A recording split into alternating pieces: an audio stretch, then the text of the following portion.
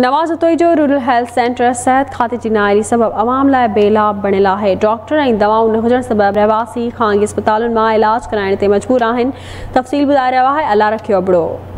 नवाज़ rural health centre health खाते जे अमलदारनि जी नाअहली सबब अवाम जे लाइ बेलाभ बणियल आहे। न डॉक्टर आहिनि न दवाऊं थियूं ॾिनियूं वञनि पर पासे जे ग़रीब आबाद ख़ानगी अस्पताल मां इलाज कराइण ते मजबूर आहिनि। नवाज़ रूरल हेल्थ सेंटर रुगो नाले जी अस्पताल आहे जिथे डॉक्टर घरे वेठे पगारूं खणी रहिया आहिनि। हेठियों स्टाफ पिण न हुजण बराबरि आहे। अस्पताल लाइ मिलियल एम्बुलेंस पिण नाकारा थी चुकी आहे।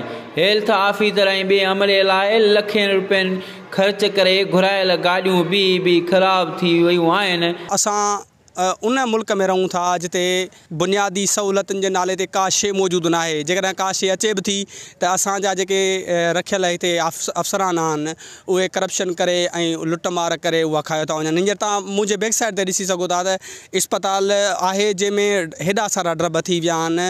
हालांकि हिते माण्हू बि मुक़ररु थियल आहिनि, पघारूं बि खणनि था, मगर उन जे बावजूद बि ऐं जेके लाॻापियल इख़्तियारियूं आहिनि उहे जेको आहे नोटिस नथियूं वठनि। न को जेके मुक़ररु माण्हू आहिनि उन्हनि खां कमु वठी सघनि थियूं, जंहिं सबबु इस्पताल जी हालत आहे। रूरल हेल्थ सेंटर हिन जो नालो न वियो आहे।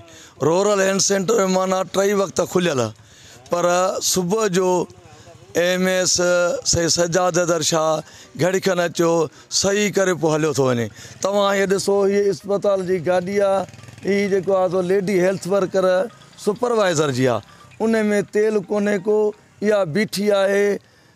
ऐं जेको बि DHO अचे थो सिर्फ़ु पंहिंजे पेट भरण अचे थो।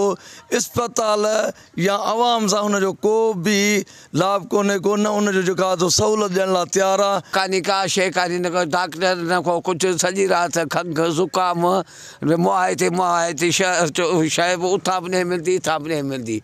रुॻा ॾोकड़े दी वेड़े भलिया दवाई जेके वेंजा पर शहर जेके पुराणे आहिनि त दवाई सोई था पाइनि। डॉक्टर हुजे 24 कलाक वेहनि न डॉक्टर अची, डॉक्टर वेहनि कोन था, डॉक्टर कम वेहण डॉक्टर आहिनि कोन। हिते माण्हू अचनि था, माण्हू मोटी हली था वञनि, ख़ाली ग़रीब माण्हू वञे काॾे। सभु कुझु सूरनि में आहे, ग़रीब माण्हू न दवाऊं न छा आहे, एम्बुलेंस बि कान्हे का। गरीब माण्हू अचनि था मोटी हली था वञनि ख़ाली। नवाज़ उतोई रवासिन सिंध जे वॾे वज़ीर मुराद अली शाह ऐं डॉक्टर अज़रा पेचो खां मुतालबो कयो आहे त रूरल हेल्थ सेंटर नवाज़ ते इलाज लाइ सहूलियतूं फ़राहम करे खेनि बुनियादी हक़ ॾिनो वञे। कैमरामैन मोहम्मद अमीन चौहान सां गॾु अलाए रखियो अबड़ो, आवाज़ TV नवाज़ उतोई।